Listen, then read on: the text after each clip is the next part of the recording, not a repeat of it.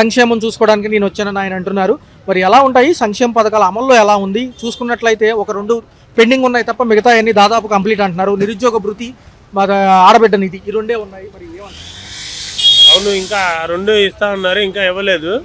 ఆడపిల్లలకి 18,000 నెలకి, ఇది 15,000 చెప్పని ఇస్తా ఉన్నారు, అవి ఇవ్వలేదు.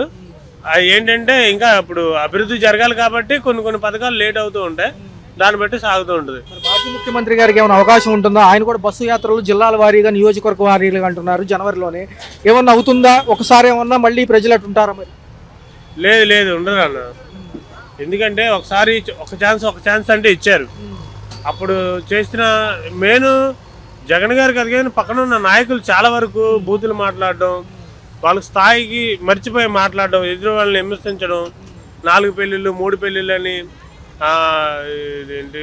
420 అనేసి లోకేష్ బాబుని తిట్టడం, ఇలా దీనివల్ల ఏంటంటే వీళ్ళు ప్రతిపక్ష నాయకుల్ని విమర్శించడం తప్ప అభివృద్ధి లేదు, పథకాలు ఇవ్వడం తప్ప ఎక్కడ మంచి జరిగేది లేదు అనేసి ఆలోచించి ఆ 11 సీట్లకి కైవసం చేశారు. ఫైనల్గా ఒక మాటలో 2029 ఎలా ఉండబోతుంది? మీకు ఇంకా ఏమైనా నచ్చిన అంశాలు ఉన్నాయా?